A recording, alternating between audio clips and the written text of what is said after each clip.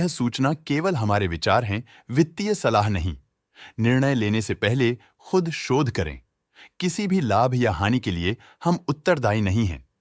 आज हम देख रहे हैं वारी रिन्यूएबल टेक्नोलॉजीज लिमिटेड के 2025-26 Q3 की consolidated financial performance. Starting with the sales, पिछले क्वार्टर से सेल्स में 10% का इंक्रीज हुआ है। कंपनी को मॉडरेट ग्रोथ का अनुभव हुआ, जिसमें सेल्स पिछले साल के मुकाबले 2.36 गुना बढ़ गई। Expenses 12% quarter on quarter increase हो गए हैं, जो साल भर के लगभग 1.5 गुना के राइज के साथ अलाइन करता है। क्वार्टरली सेल्स के कंपैरिजन में एक्सपेंसेस इंक्रीज होना दिखाता है कंपनी ने एक्सपेंसेस मैनेज करने के लिए स्ट्रगल किया। कंपनी ने पूरी साल के दौरान चैलेंजेस का सामना किया। ऑपरेटिंग प्रॉफिट, जो पिछले साल के कंपैरिजन में 121% अप हुआ है, quarter on quarter around 0.5% increase हुआ है। Operating profit margin OPM annual basis पे -1% से डिक्रीज हुआ है और पिछले क्वार्टर के कंपैरिजन में -2% से डिक्रीज हुआ है। एक्सेप्शनल आइटम्स को ऐड करके अदर इनकम पिछले क्वार्टर के कंपैरिजन में 15.5% बढ़ गई, बावजूद इसकी ईयरली ग्रोथ 35.5% हुई है।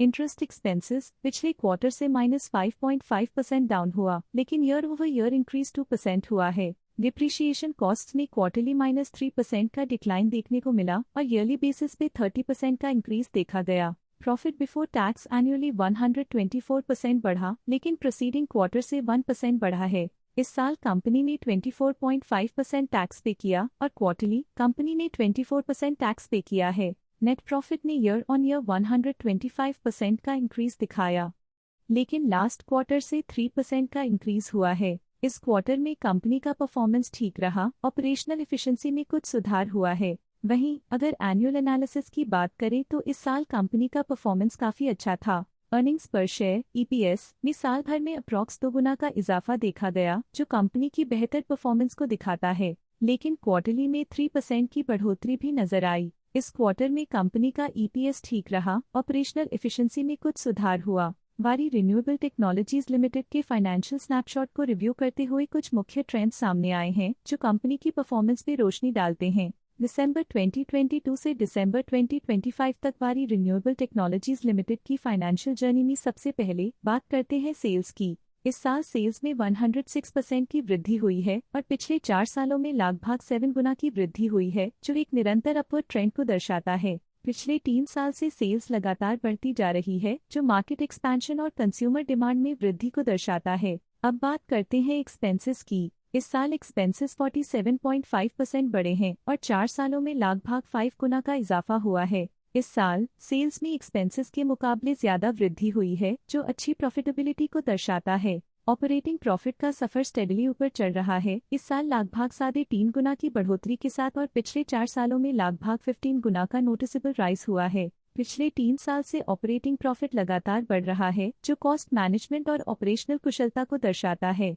नेट प्रॉफिट का सफर ऊपर की ओर चल पड़ा है। इस साल 74.5% की चढ़ाई के साथ पिछले 4 सालों में लगभग 6 गुना की शानदार वृद्धि हुई है। पिछले 3 साल से नेट प्रॉफिट लगातार बढ़ रहा है, जो फाइनेंशियल हेल्थ को मजबूती देते हुए इन्वेस्टर्स का ध्यान आकर्षित करता है। इस साल EPS ने ऊंचाइयों को छुआ है 86% की वृद्धि के साथ, जो पिछले 4 सालों में 41% की मजबूत वृद्धि पर आधारित है। पिछले साल की गिरावट के बाद इस साल EPS में वापसी हुई है, जो एक सफल फाइनेंशियल टर्नअराउंड को दर्शाता है। चलिए अब बात करते हैं शेयर होल्डिंग पैटर्न की।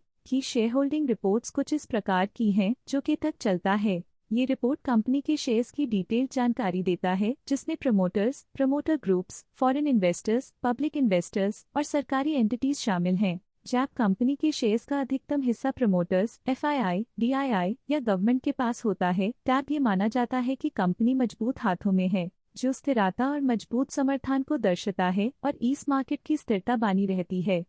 ये था कंपनी का करंट शेयर होल्डिंग पैटर्न। इस सेगमेंट में हम आपको ले चलते हैं इस क्वार्टर के कुछ विशेष DII डील्स की ओर। 16 अक्टूबर 2025 को ग्रेविटॉन रिसर्च कैपिटल LLP ने 7 लाख शेयर्स अपने पोर्टफोलियो में शामिल किए 1271.71 रुपीस पर यूनिट के हिसाब से, जिसका टोटल था 88.7 करोड़। 16 अक्टूबर 2025 को ग्रेविटॉन रिसर्च कैपिटल LLP ने 7 लाख शेयर्स एग्जिट कर लिए 1272.81 रुपीस पर यूनिट के हिसाब से, जिसका टोटल था 88.9 करोड़। 16th of October 2025 को कृति प्राइवेट लिमिटेड ने 7.9 लाख शेयर्स अपने पोर्टफोलियो में शामिल किए 1283.27 रुपीस पर यूनिट के हिसाब से, जिसका टोटल था 101.6 करोड़। 16th of October 2025 को कृति प्राइवेट लिमिटेड ने 8.3 लाख शेयर्स की बिक्री की 1283.49 रुपीस पर यूनिट के हिसाब से, जिसका टोटल था 106 crore.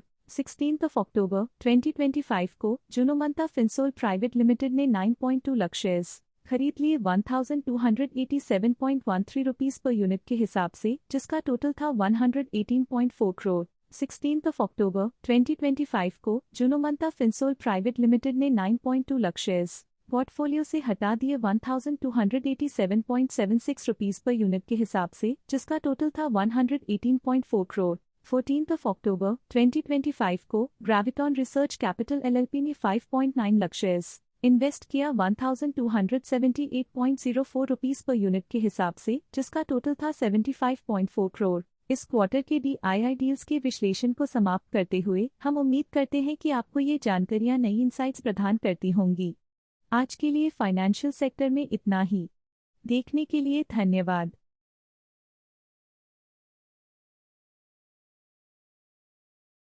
Stock latest news update के लिए चैनल को सब्सक्राइब करें और वीडियो को लाइक एंड शेयर करें।